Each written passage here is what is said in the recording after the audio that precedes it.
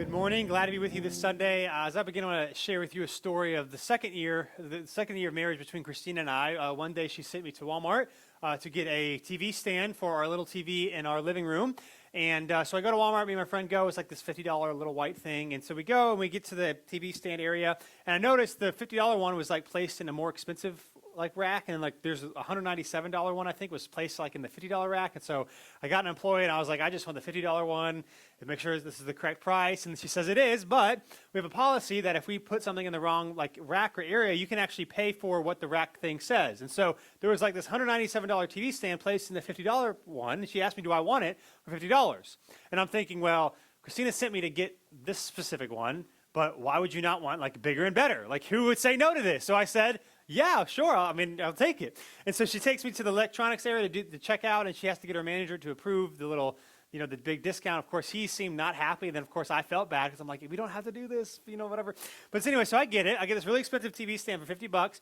We were pulling it out, going to the parking lot, going back to the car. As soon as we got out of Walmart, I start busting out laughing like, I cannot believe I got this awesome deal. It's going to be great. I get home, show to Christina, and she says, what is this? And I'm like, what do you mean, what is it? I did bigger and better than you could have asked or imagined. Like, that's what I did, right? Now, I share that story for two things. One, I had not quite learned yet in the second year of marriage that when your wife sends you to get something for the house, you get exactly what she says. Like, you don't pick something out. You do exactly what she wanted, because our TV at the time was this like little 32-inch thing, and it looked ridiculous. I thought it was awesome, but it looked ridiculous, right? Now, here's the thing. Because I had not quite learned that fact about marriage, that you do what your wife tells you to do when you buy something for the house, you could say, okay, Dylan, you made the wrong decision. You should have bought what she told you to buy. However, you know that I didn't do it maliciously. It's not like I intentionally went out of my way to make the wrong decision. I did the best that I could, given the circumstances and given what I knew at that moment, to do what I thought was best. And although it ended up being the wrong decision, and I know this is a lighthearted example, no one would accuse me of intentionally trying to upset Christina. And I share that because this is the question we're going to be looking at this morning. What should you do when you don't know what to do? That is the question. We are faced in life with decisions every day, all the time, where we are not quite sure what to do. The question is, what do we do? And I'm not just talking about maybe moral or ethical dilemmas. Maybe you have multiple good options for a job, for something going on, right? You're like, I don't know what to do. I don't know what decision I should make. What do you do in those situations? And that's what we're going to be looking at this morning. And so if you have a Bible, go ahead and open up to Esther chapter 2. If you don't, there's a black one somewhere around you. And if you do not own a Bible, you could take one of those black ones home. It is our gift to you. Now, last week we started the book of Esther. It's an Old Testament book taking place at around 480 BC in the Persian Empire. At this point, this Persian Empire is the largest and most powerful empire in human history up until this point. To give you kind of to catch you up, I will just kind of give this disclaimer. Esther is just one long story. And so I will do my best every week to catch you up, but you will probably miss a few things here or there. If you're not here on a Sunday, of course, you can go watch and listen to the sermons online if you miss a week, but that would be helpful and beneficial to you as we go through the story. And so what we saw last week, really quick, was King Xerxes is his Persian name, or King Ahasuerus is his Hebrew name, is the king of Persia. At this point, he has this massive feast, this long banquet, because he's trying to rally his kingdom for this coming war against Greece. So they're going to take on Greece, and basically the chapter ends by at the end of this massive banquet, he tells Queen Vashti, who was the queen at that time, to come and present herself to the political leaders and the allies who are in this room. And by present herself, it kind of meant come and be naked and let us all stare at you, right? Now, she says no, and so the king pretty much deposes of her, kind of sends her in exile and isolation for the rest of her life, and so now there is no queen, and this is how chapter 2 begins. After all that happens, there is no queen, they're getting ready for this war against Greece. It says this, verse 1. Sometime later, when King Ahasuerus' rage had cooled down, he remembered Vashti, what she had done, and what was decided against her. Now, we're not told exactly how long sometime later is, but we do know in verse 16, which we'll read in a minute, it tells us that Esther came before the king in the 7th year of his reign, which would be about 4 years after the events that took place in chapter 1, which means that chapter 2 takes place roughly about a year after this massive war with Greece. So 4 years ago, chapter 1 begins, they do this massive feast, and then 3 years after that, this expedition against Greece takes place. Persia Persia is unsuccessful in doing what they want it to do, and so the king is humiliated. The kingdom takes a hit, and that's what's going on here. He's kind of feeling a little bit better. It's been about a year since this devastating loss, trying to feel better about himself, and that's what happens here. Verse 2. The king's personal attendant suggested, let a search be made for beautiful young virgins for the king. Let the king appoint commissioners in each province of his kingdom, so that they may gather all the beautiful young virgins to the harem at the fortress of Susa. Put them under the supervision of Hegai, the king's eunuch, keeper of the women, and give them the required beauty treatments. The young woman who pleases the king will become queen instead of Vashti.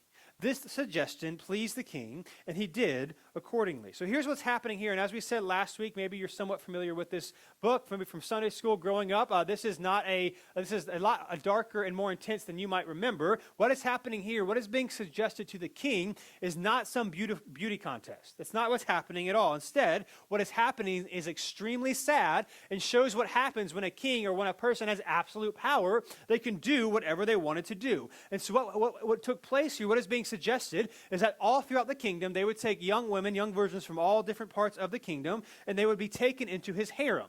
And they would live there for a year. They would go through a variety of different beauty treatments and things to prepare them for their one night to sleep with the king. And after which, they would be sent back to the harem for the rest of their life. If you slept with the king, you could never get married or sleep with another man. And so they would live the rest of their life in pretty much loneliness and isolation from their family and friends. This is a very terrible thing that is happening. So verse 5, here's what happens next. In the fortress of Susa, which is kind of the winter palace of the kingdom, if you will, where they're staying, there was a Jewish man named Mordecai, son of Jar, son of Shimei, son of Kish, a Benjamite. He had been taken into exile from Jerusalem with the other captives when King Nebuchadnezzar of Babylon took King Jeconiah of Judah into exile. So there's two things that are happening here. Number one, this is showing us that this initial exile took place about 120 years ago. So about 120 years ago, before the events of this book take place, the Jewish people were taken over by by Babylonians, who at some point subsequently had been taken over in Persia. In other words, the original readers of this book would have been in exile for all of their lives, and all of their known relatives would have been in exile for all of their lives. This is all that they have known. And so Mordecai's family is one of the Jewish families, again, that was taken into exile from Jerusalem. And so basically this tension has been this for all these years, especially for faithful Jews. How do we hold to our Jewish identity while also assimilating into this Persian nation? Right? How do we do with that? That's the first thing. The second thing that would have stuck out to you, especially as an original reader, was Mordecai. Mordecai was a Persian name, and this would have been a really big red flag, especially for Jews who were trying to live faithfully. Mordecai comes from Marduk, which is a Persian god, and as we'll see, Mordecai has radically assimilated quite well into Persian culture. So much so that we see that not only did he live in Susa, which was kind of the capital, but he lived in the fortress or the citadel, which means that he is kind of climbing the political ranks in the Persian kingdom. So he would have done things, or he would have ate things that were against a dietary law. He would have done things that would have been against Jewish custom at that time, and he would have pretty much stripped everything of what it means to be a Jew. He would have kind of slowly ignored those things, and he's fully fledged into the Persian Empire at this time.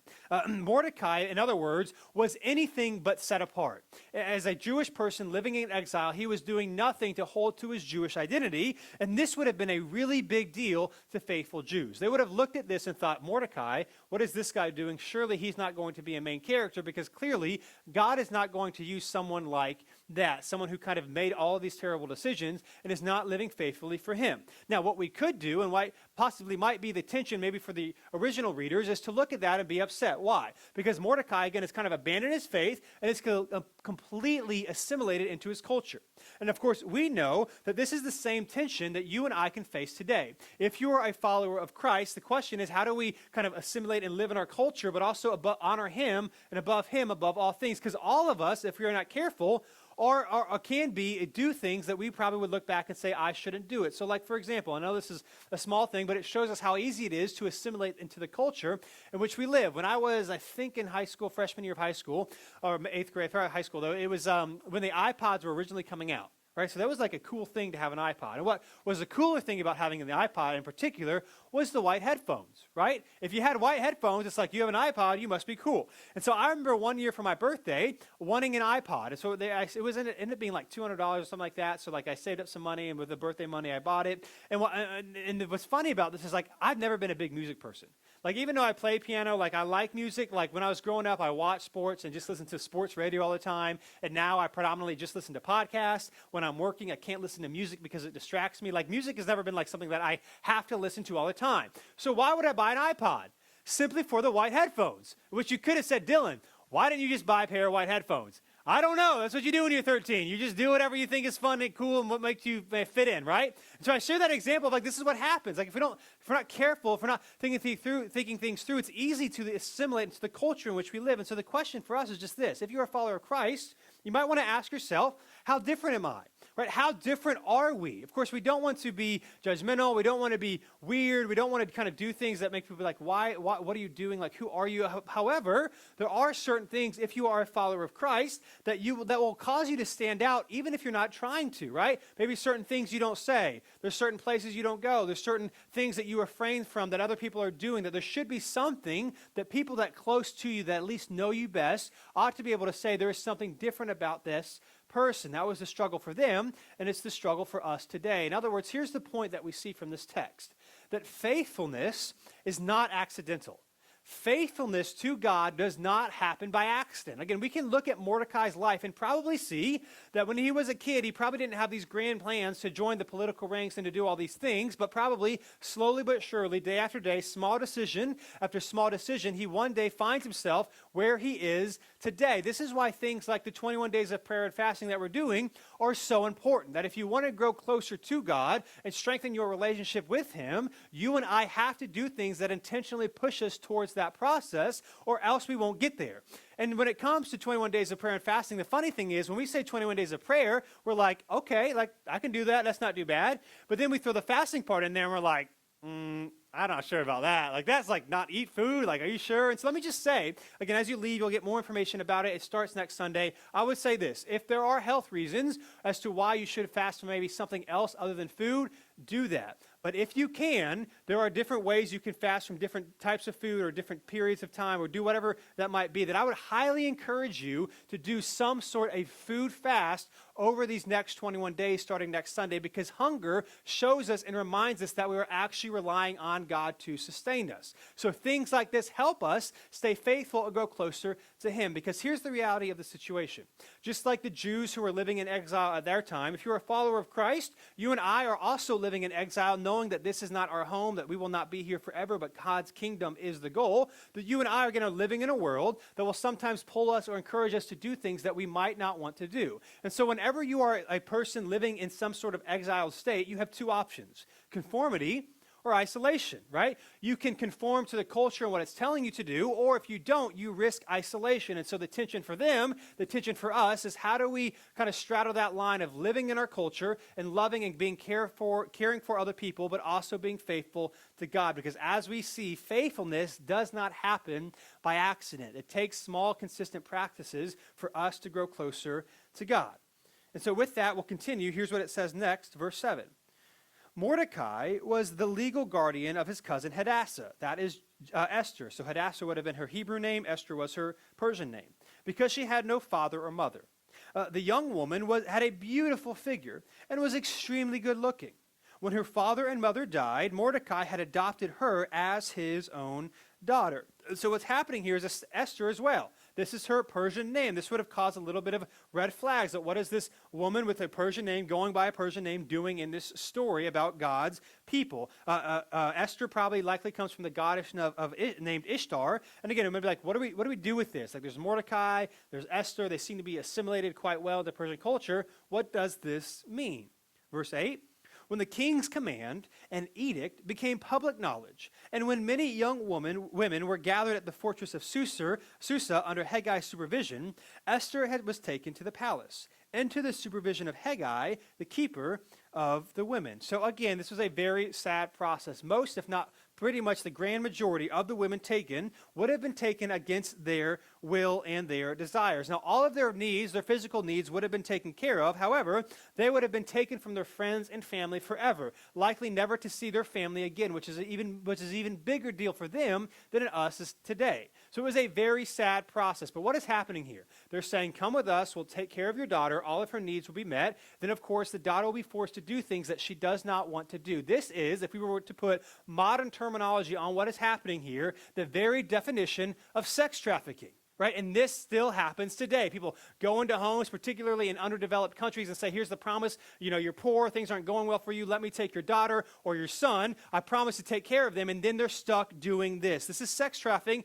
It happens today, and especially for our modern sensibilities, this should cause disgust for us. Now, here's the deal about this. As we talked about last week, that it's really easy, and we need to remember that evil does not just reside in those who have power. It's easy to look at people like Ahasuerus or Xerxes or maybe political leaders and say they're the terrible people, they do all these bad things, but what do we know? We can still do those bad things as well. We just can't do them to the scale or to the degree that they can because we don't have their power. And maybe you know this or maybe you don't, but the majority of those who are involved in pornography today are actually sex trafficked. The last time you might have consumed pornography, it is more likely than not that you saw someone who was involved in sex trafficking. In other words, pornography is a big deal. And even if you were going to argue, well, I don't think there is anything morally wrong with viewing pornography, you just need to know the number one supplier of pornographic material in the world today is from sex trafficking. This matters. And just as a side note, man, I don't say this to condemn anybody. I don't say this for anyone to feel guilty, but I want to say this matters. And if this is a struggle for you, you've got to have people come around you to help you. There's software called Covenant Eyes, which I always recommend to people, but this is something that we have to care about. If we care about sex trafficking, we can't turn a blind eye and say pornography does not matter, because that is what is happening here. And if we continue, here's what happens next, verse 9. The young woman, so talking about Esther here, pleased him, talking about Haggai, the keeper of the women, so she pleased him and gained his favor, so that he accelerated the process of beauty treatments and the special diet that she received. He assigned 7 hand-picked female servants to her from the palace and transferred her and her servants to the harem's best quarters. Esther did not reveal her ethnicity or her family background because Mordecai had ordered her not to make them known. Every day, Mordecai took a walk in front of the harem's courtyard to learn how Esther was doing and to see what was happening to her. So here's what's happening here. While Esther, and this is what makes it hard about this book, right? Because we're not told the motivations or why people decide what they do, right? So what we see here is that Esther likely has no choice in joining the harem, which again is curious to us because it seems likely, although we don't know for sure, that Mordecai might have been able to do something to prevent her from joining because he was affiliated with some of the political leaders at that time, but he doesn't, and so she's in the harem. So she's there, to be clear, against her will. But what's interesting here is that once she's there, she seems to become a willing participant in what is happening. What we're told here, what will be told later, is that Esther seems to be gaining the favor of everybody that she is running into and everybody that she is meeting with. So again, we don't know exactly why this is the case, but the majority of commentators today seems to be pointing to, although she had no choice, once she was there, she seemed to be a willing participant in what was going on. So again, this is hard for us, right? Because we're not told why. We're not sure what to do with it, and it makes it difficult. And so as we're going to see, although Esther and particularly Mordecai will make decisions that are sinful or wrong at times, they still deserve our sympathy. Why? Because when we understand their story, particularly Esther and what is happening to her, it makes us be a lot more gracious and forgiving and understanding about what is going on here. And this shows us why people's stories matter, right? It is really easy for you and for me to judge people that we don't know. People, even people groups, things that are going on. If we don't know anybody that's involved with something, it's easy for us to say, I can't believe you're doing that. How dare you, right? And since we're already on the topic of maybe difficult things, as we just talked about sex trafficking, let me give you a modern example of how it is easy to judge somebody without knowing their story. Last week, I was talking to somebody who has a sibling who is currently in the process of transitioning from a male to a female. Right, changing genders from a female or from a male to a female. Now, without knowing her and her story and what's going on there, it's easy for you and I to potentially say, how dare you, right? You shouldn't do that. That's not wise. And we could even say scripturally or biblically, we would not recommend that God has created male and female good and distinct for a reason, right? And so it's really easy to sit there and judge somebody who is going through the transition process. However, if you knew this person, and if you knew their story, and if you knew maybe some of the questions and the fears and the doubts that they had, some of the bullying that they may have experienced, it doesn't mean you change whether or not you agree with the decision, but you know what would change in your heart? Compassion, right? You and I would move from disgust over decision to compassion about what is going on, which then leads to this question. At the end of the day, what is more important? Right? Is it more important to be loving, or is it more important to tell the truth, right? And of course, the truth is important, especially like the gospel that God loves us, that Jesus is the only way to salvation. Like people should know that, or maybe just moral decisions that we make. Like people need to know the difference between right and wrong, right? So truth matters, definitely matters, but also loving matters and make people feel cared for, that you're there and loving them the way God has loved us. But if you had to choose, which would you choose? If you had to choose, what would you choose? It is my opinion, and I think it's the correct one, that the answer to that question is love. Now, why would we say that? Why would we say that love is more important than being truthful to other people? If you were here last year, we went through the book of 1 Corinthians. It's really the theme of the entire book, and it comes to the pinnacle in 1 Corinthians chapter 13, where Paul talks about how loving others is the greatest thing that we can do. And so here's why we would say that being loving is more important than telling the truth. Here's why. Because no one will hear the truth without love. Nobody cares what you have to say if they feel like you don't care about them, right? And you know this, right? I know this. All of us have had either a teacher or a coach or a parent or a mentor. We've had people in our lives who have sat us down and said, don't do this. Here are all the reasons why you shouldn't do this. Who people who we don't feel like they care about us, who people we don't feel like are invested in our life. And they may tell us good things. They may have good advice to us, but because they are not caring, because they are not gentle, because we don't think that they love us, we don't care what they say, right? No one will hear the truth if they are not loved. And particularly when it comes to Esther and Mordecai's story, and even the stories of those of us in our lives, here's what this means for us. That grace is better than judgment. Being graceful to others is better than being judgmental towards others. That grace is always the thing that changes our hearts. We might say do this or don't do this, but regulations and obligations will only last so long. What we need is a heart change, and that actually changes our behavior. So let me give you an example from my life. When I was in 8th grade, so from 3rd to 7th grade, I was homeschooled. Me and my brothers were all homeschooled at the same time. And so I went back to school in the 8th grade. And the first quarter comes about, I get my report card. I get all A's and B's. Everything's going well. Great. Well, something happened after the first quarter. I don't know why, but I stopped caring as much. Maybe it's because I was making more friends. I was like, who cares about this? And so it was different back then. Now, parents can go online and see grades at all time, but you couldn't do that. And so halfway through the quarter, you would get what was called an interim report. Right? And you would bring this interim report home so your parents could see how you were doing. So it was the second quarter. Again, first quarter, I was smashing it, getting great grades or whatever. At least A's and B's for me were good. I was never a straight A student. And so I get this report, or this interim report. It's a Friday afternoon. And I'm walking home with my friends, and I look at my interim report, and it's bad. C's and D's all over the place. And I'm like, well, it's been a good 12 years. I've made some good memories. I've got some good friends. But I'm going to die. This is it for me, right? That's over, right? So I get home, and I'm like, oh, my goodness, I'm going to die. My dad's coming home. Right? And so what happens is that night we end up going to the movies. So it was my mom, and my dad. I guess my brothers were there, too. And I'm thinking, well, just go out with a bang, right? One less fun thing, and then it's over for me. And then I'm going to, I guess when it's over, right? And so we get to the movie theater, buy the tickets, and we're standing in the lobby area. And so my mom and my dad sit me down at a table, and they said, Dylan, your grades are unacceptable. And they said, by the time that the quarter is over, you're going to have all A's and B's. Now let's go watch the movie. You're not in trouble. And I'm thinking, I didn't die, right? Nothing happened to me, right? They gave grace. What do you think I got when the quarter was over? All A's and B's. What happened there? That I was given grace over judgment. Now here's the thing. There are some times where our decisions do bring up immediate consequences. But so far as it depends on us as best we can, our default response, especially if you are a follower of Christ, is not judgment. It's grace. Why? Because this is what God has done for us. The gospel is that you and I deserve God's wrath and condemnation. And what do we get instead?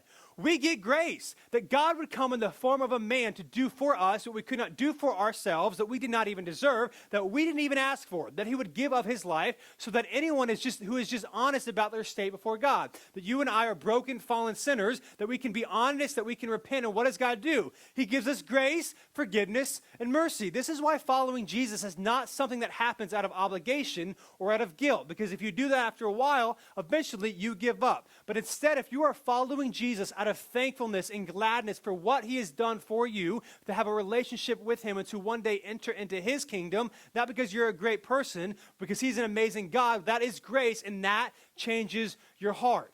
Grace is better than judgment. And if we miss that, we miss out on the heart of God, and we forget the fact that this is what God has done for us. Grace is better than judgment. And so if we pick up the story, here's what happens next, starting in verse 12.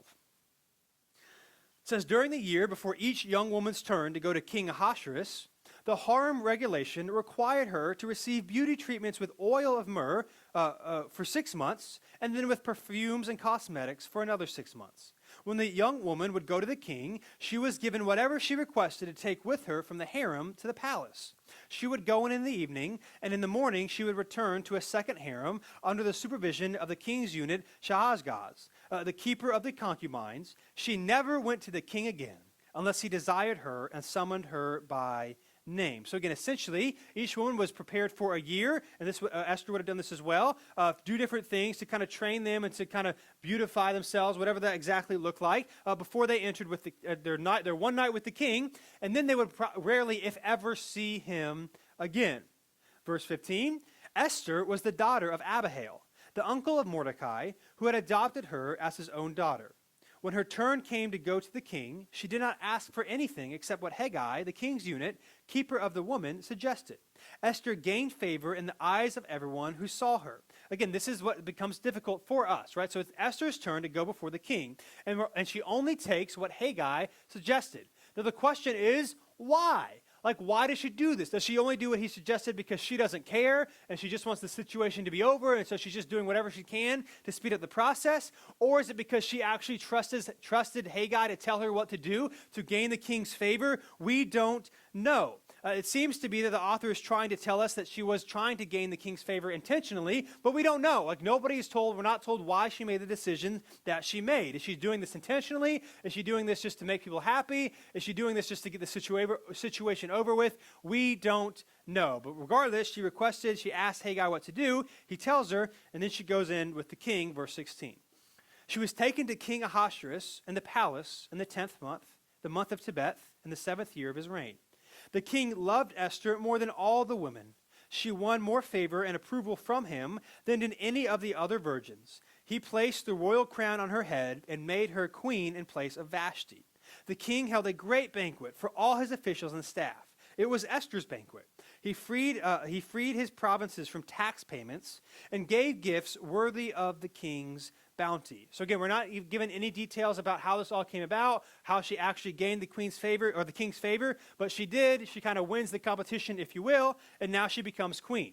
Now, at this point, you and I, as readers, we run into quite a few difficulties, right? Because the first thing is, how are we actually supposed to feel about this, right? She was taken without her desire, and then all this happens, and then she seems to be playing a part when she's there. Like, how are we supposed to feel about this? So again, as a Jew, she is sleeping with a Gentile, someone who is not a fearer of God, and she's also not married, right? Both of these things were forbidden by Jewish custom at that time in their history. So as a Jewish reader, you would look at that regardless of the circumstances and just on the surface and say, this is not good. And yet, what we see later on throughout Esther is that God ends up using her in powerful ways because she is actually the queen. So the question is it worth it, right? So is it a good thing that she becomes queen? Because God is clearly going to use that. Well, the problem with that scenario is then you can come to this conclusion that the ends justify the means, right? That you can do whatever you want as long as good things happen at the end. And this is not a principle that you and I would want to follow, right? This is not something that we would tell our kids. Do whatever you want to do as long as good things happen in the end, right? Why? Because if you're a follower of Jesus, right, God's people should want to and should desire to love and honor him as best we can as we go throughout our life. And so what do, right? What do? Again, on top of all of this, we are not given God's perspective on it. We don't know what he thinks. We don't even know what the characters think. And so this can be a tension, this can be ambiguous, and like, what do we do all of this? And I would say in the midst of that tension, in the midst of that ambiguity, it actually gives us hope, right? This tension actually gives us hope, because why? Even though you and I are not Esther or Mordecai, all of us every day face situations and circumstances in the murkiness of life where we don't always know what to do, right? We don't always know what do we do. Or maybe you're in a situation where both options are bad. Like, I don't think Esther had a good option as a faithful Jew. There is no like faithful Jewish option for her here. What do we do in those situations? Here is why I think the ambiguity of this gives us hope. And I'm going to read, this is a quote from Karen Jobes in her excerpt or her commentary of Esther, and it's a few sentences long, but she sums up masterfully what is going on in this context and how this is good news for us. Here's what she says. She says, this episode from Esther's life offers great encouragement and comfort when we find ourselves in situations where every choice is an odd mix of right and wrong. Only God knows the end of our story from its beginning.